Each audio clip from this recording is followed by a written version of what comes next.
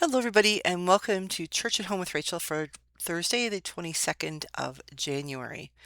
Today, I am, as I am every year, I'm a day late for Let's Talk Day, but it's never a bad day to talk about mental health. So I want to just sort of touch base real quickly about that. First of all, I'd like to remind you all, you already know this, but it just never hurts to say it again. Mental health, those two words put together, should have absolutely no stigma attached to them. Mental health, like physical health or spiritual health, is simply a statement about one aspect of the health of a person.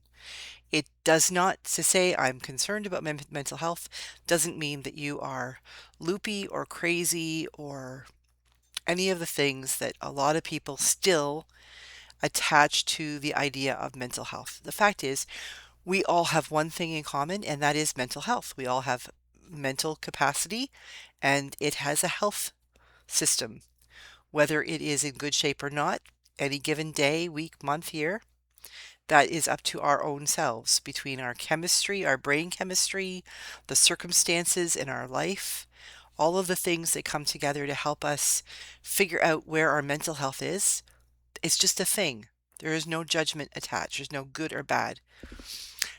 If you are anything like me, you have probably had moments or even seasons of your life when you have struggled with finding a healthy balance for your mental health.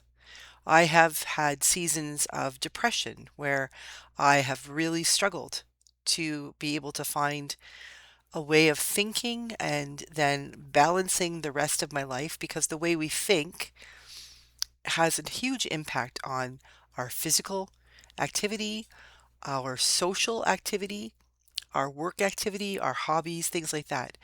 Where we are with our mental health has a huge impact on those other things, just as those other things have a huge impact on our mental health. And I, like millions of other Canadians, have had seasons where I have really struggled to find a place where I wasn't feeling depressed. You know, most of the time it's a mild depression, but there have been seasons in my life when I have gone through some really difficult times, and regardless of whether I was physically alone in my world or not, it felt like I was all alone there. And one thing I have noticed is that my mental health and my spiritual health are like this. When my spiritual health is in the pits, my mental health starts to go. When my mental health goes is in the pits, my spiritual health is like. So it's figuring out how to work through those two things. Same thing can be said about physical health and all those things as well. But the physical health things, you know, we struggle with those things right now. I'm struggling a lot. It's my one of my thinking about resolutions for the year. We have an elliptical and I have a treadmill, and I was my plan was I had been walking the dog every day, going out and around the block and everything, and I loved doing that. It was a bit of a pain, but it was good for me. It was good for the dog, and now can't do that. So the physical health part is kind of here, so I'm working hard to keep the spiritual and mental health up here.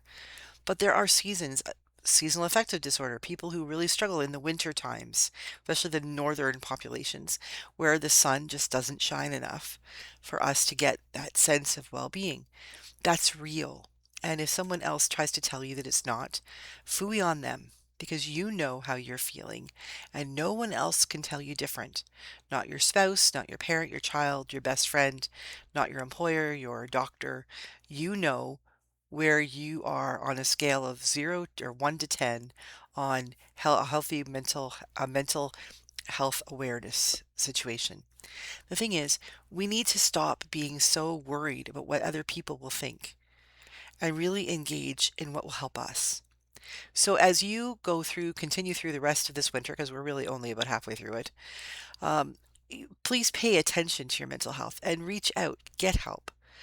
If you are feeling that you need help and it's an emergency, call 911. I believe that if you call, I'm going to Google this as I speak with you.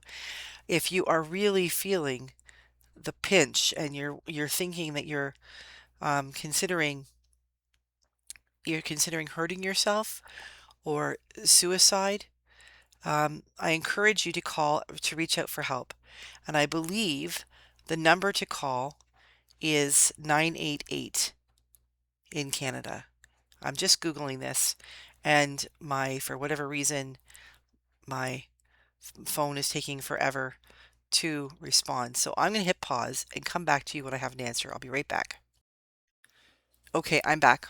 My internet wouldn't work, but Siri helped. In Canada, if you call or text 988, that is the suicide hotline. I know that we don't have any children watching this video, but I know we've got lots of grandparents. And forever, since I was like 20 years old, in Canada, we've had the Kids Help Phone, which is 1-800 668 6868. If you have grandchildren or children or you work with kids, please keep that number handy. They can call or text that number and they can ask for help as well. Mental health is our responsibility, and there is no reason why you should feel any stigma about asking for help. So please take some time to research any mental health helps and availability in your area today so you have the numbers and the information at your fingertips for yourself, but also for other people that might reach out to you or people that you might recognize might need a little help.